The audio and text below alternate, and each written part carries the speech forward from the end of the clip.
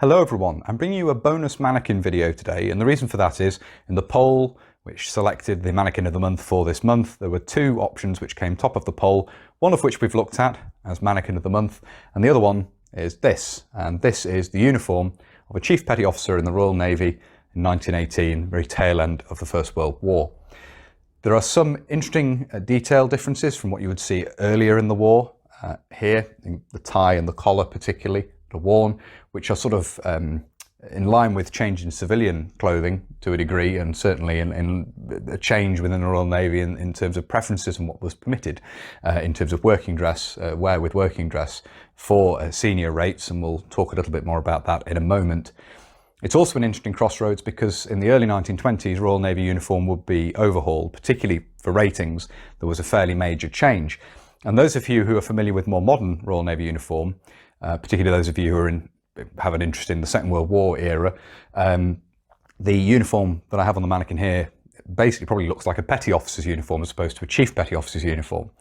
At this time, petty officers in seaman branches wore square rig, which is the sailor's uniform with the collar, the bell-bottom trousers and so forth.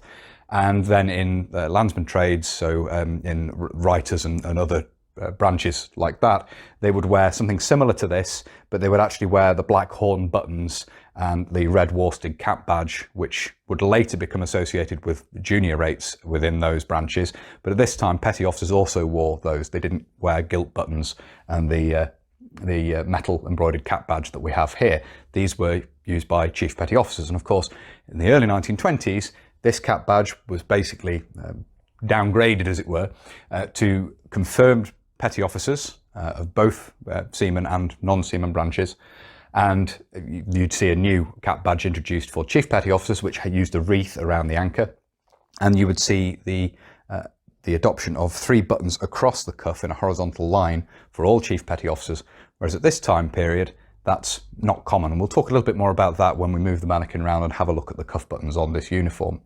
So this, as I say, looks very much like later petty officers' uniform, but at this time, this is what most chief petty officers would be wearing. And this is working dress, so it looks very much like the modern dress uniform of the Royal Navy, but at this time period, this is what constituted working dress, unless you worked in particularly dirty environment. For example, stokers and those sort of in engineering roles, that sort of thing, would have overalls for those very dirty duties. General working uniform, this is what we have on the mannequin here. Very smart.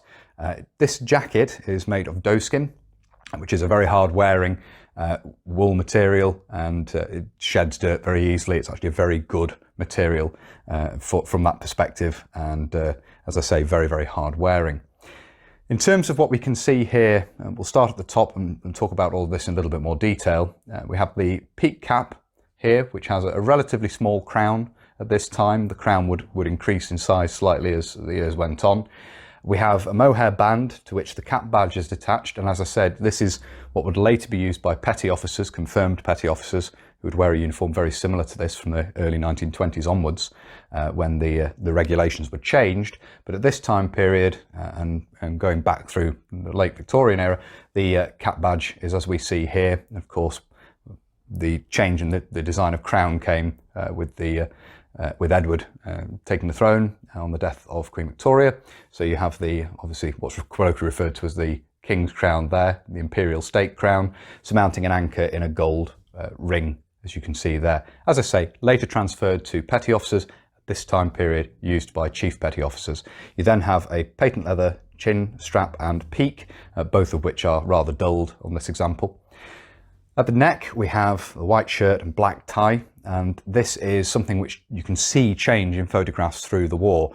At the start of the war, the standard is basically a soft bow tie or tab tie, which sort of the tabs sit down under the collar on each side, and you see a lot of rounded collars at that time period as well. By the end of the war, it's common, particularly amongst younger senior ratings, to see a necktie like this worn, and obviously the style of collar changed to a degree as well. You still see rounded collars, but in this case we have a pointed collar there, fairly shallow, not like you would see later on as sort of style, as the length of the points on the collar increased as styles changed, civilian styles changed, but something you do see in photographs, particularly late war, is this change in the uniform, which is just interesting to see. The jacket, as I say, as we've already discussed, is made of moleskin, which is a good material for a working uniform. Much as it's very expensive, it is a hard-wearing material which does shed dirt very easily, as I say. The jacket is cut quite differently from those of the Second War era. The collar is a different shape and is intended really to be functional. These extra buttons at the collar here, which generally were supposed to be underneath the lapel, but quite often men sort of poke them through the notch in the lapel, as we see here. You could actually button the collar up if required, and that is part of the design. These, of course, would be deleted later on. There's no need to button the collar of the uniform up, and it was very rarely done anyway. Later on, as I say, these would be deleted. But the two buttonholes here on the lapels are functional, and you can, in theory, button the collar up if required. You then have the 6 buttons lower down, which were carried forward with the uniform as it have continued to evolve, and you have the pocket flaps here and here, which are basically, with a slight retailoring of the uniform, the removal of these buttons, slight change to the design of the lapels. This is basically what petty officers would have been wearing during the Second World War era, and the design, the tailoring of these did change through the 1920s and 1930s. You see a slight change in the overall cut and so forth over time. That's the front of the mannequin. We'll start moving this round now and have a look at some of the other details. Moving this round to look at the right hand side, there's not a huge amount more to say about the cap. You can see we have a cloth covered button here retaining the chin strap on the cap there, and you can see the relatively low crown on this. The sleeve comes down here slightly angled forward, as you can see, for ease of movement, ease of freedom of movement, and you actually have a functioning opening cuff here with 2 small buttons. So they're quite tight in the holes, but you can unbutton these, as you can see there. It is a genuine split cuff. Later, these buttons, as I say, at this stage, this is generally for Chief Petty Officers. There were some Chief Petty Officer roles where you would have the 3 buttons across. It was very much in the minority. Most Chief Petty Officers would have 2 buttons on the cuff like this.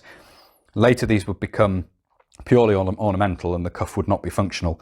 And as I say, from the early 1920s onwards, there was a progressive change in the regulation, or change in the regulations, which would see a progressive change to petty officers wearing a jacket just like this with the 2 buttons at the cuff, and the wearing of 3 buttons across the cuff in a horizontal line was extended to all Chief Petty Officers at that time.